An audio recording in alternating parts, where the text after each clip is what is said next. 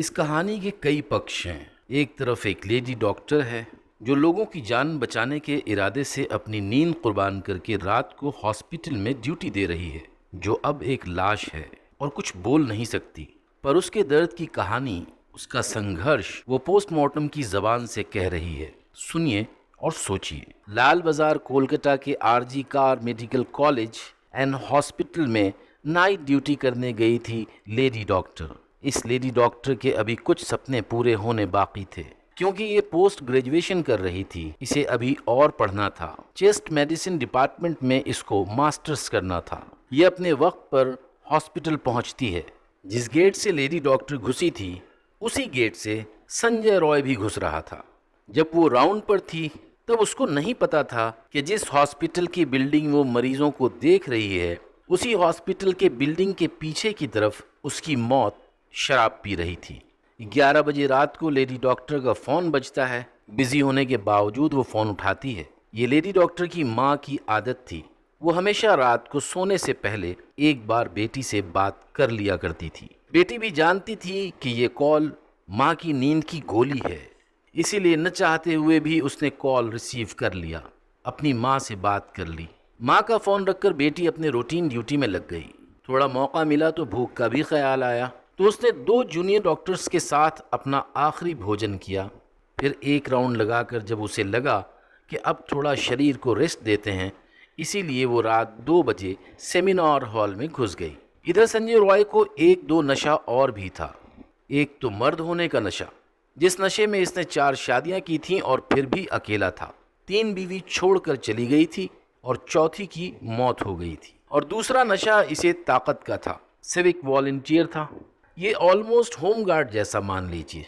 Police की सहायता करना इसका काम था। अब ऐसी नौकरी के लिए थोड़ा इन्फ्लुएंस तो होना ही चाहिए, यानी ये इन्फ्लुएंशियल था। और अब इसकी नौकरी पुलिस को हेल्प करने की थी, तो सुबह शाम वर्दी वालों के साथ गुजरता। कहते हैं ना, चाय से ज़्यादा प्याली गरम।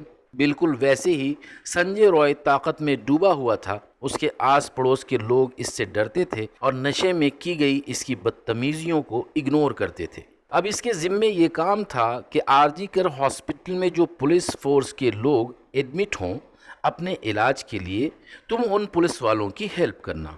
इस तरह वो हॉस्पिटल के हर स्टाफ के लिए नोन था। वो हॉस्पिटल के किसी भी हिस्से में फ्रीली आ जा सकता था। हॉस्पिटल का कोई भी स्टाफ हॉस्पिटल के किसी भी हिस्से में उसे देखता तो चकित नहीं होता। इस तरह वो हॉस्पिटल की पूरी जियोग्राफी से परिचित था। उस पर से पुलिस का सहायक था। हॉस्पिटल स्टाफ की कोई खास वैल्यू तो थी नहीं इसके सामने, तभी तो वो हॉस्पिटल के अंदर ही शराब पी रहा था। सवाल ये है कि क्या उस रात इस लेडी डॉक्टर की जगह कोई और होती तो आज वो मरी होती, या इसने लेडी डॉक्टर पर आंखें गड़ा रखी थी। यानी उस दिन हॉस्पिटल में काम करने वाली किसी न किसी महिला का रेप होना तय था, और इसीलिए डॉक्टर्स की मांग और उनका प्रोटेस्ट जायज लगता है। स्पेशली डॉक्टर्स ने ये बात सुनिश्चित की कि किसी के इलाज में कोई रुकावट ना हो।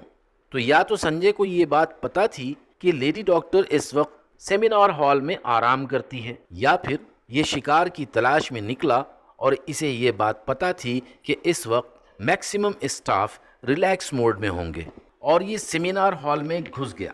लेडी डॉक्टर की पोस्टमार्टम रिपोर्ट बताती है कि उस लड़की ने अपनी पूरी ताकत लगाकर इसे रोकने की कोशिश की, इससे बचने की कोशिश की। पर संजय रॉय शायद बॉक्सर भी था, और उसने अपनी पूरी नामर्दी के स्किल्स इस बेचारी अपने सपनों में गुम एक कमज़ोर लड़की पर आजमाए।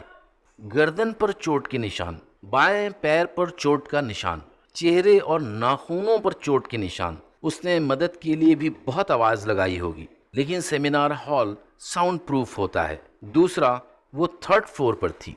वो अपनी पूरी ताकत से संजय रॉय से लड़ी है। तभी संजय रॉय का मर्दाना ईगो इतना ब्रूटल हो गया कि न सिर्फ ये कि उसने लेडी डॉक्टर को मल्टीपल टाइम रेप किया और उसकी जान बेरहमी से ले ली, बल्कि मारने से पहले उसको पनिश किया। बहुत दर्द और तकलीफ दी। उसने चीखा होगा, दर्द से कराहती होगी, और हॉस्पिटल के किसी स्टाफ को उसकी कोई चीख नहीं सुनाई दी।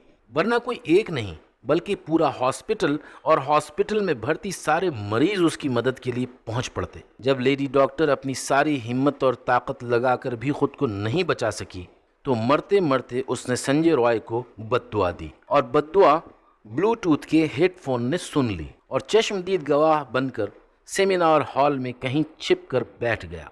संजय रॉय एक मॉन्स्टर ये कृत्य करने के बाद इत्मीनान से हॉस्पिटल से निकला और 55/B शंभुनाथ रोड पर अपने घर जाकर सो गया।